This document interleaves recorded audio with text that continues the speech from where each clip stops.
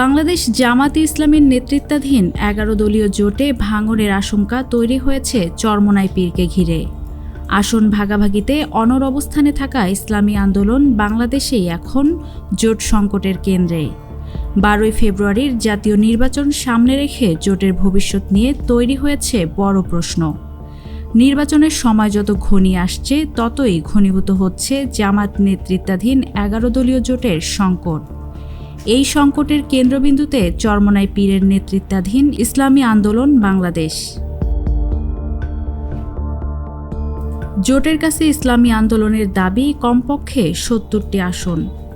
চরমোনাই পীরের অনুসারীরা মনে করছেন দেশের তৃণমূল পর্যায়ে তাদের সাংগঠনিক শক্তি ও জনভিত্তির তুলনায় এর কম আসন মেনে নেওয়া সম্ভব নয়।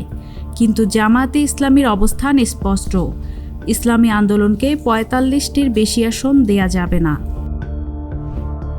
এই অনড় অবস্থান থেকেই তৈরি হয়েছে জোটের সবচেয়ে বড় দ্বন্দ্ব। ইসলামী আন্দোলনের শীর্ষ নেতারা প্রকাশ্য ও অপ্রকাশ্যভাবে জোটবদ্ধ নির্বাচন নিয়ে অসন্তোষ জানাচ্ছেন।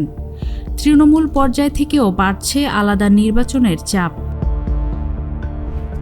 এই টানাপোড়েনের মধ্যেই ১৪ জানুয়ারি আসন সমঝোতা নিয়ে যে সংবাদ সম্মেলনের ঘোষণা ছিল, শেষ মুহূর্তে তা স্থগিত করা হয়, যা জোটে ভাঙনের সংখ্যাকে আরও স্পষ্ট করেছে।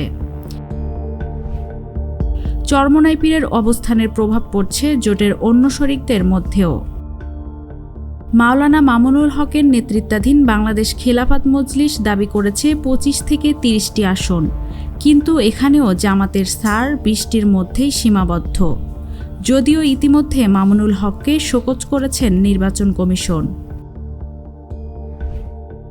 এদিকে চরমোনাই পীরের কঠোর অবস্থানের প্রেক্ষাপটে জোটের আরেক শরিক ন্যাশনাল সিটিজেন পার্টি এনসিপিতে দেখা দিয়েছে ভাঙন।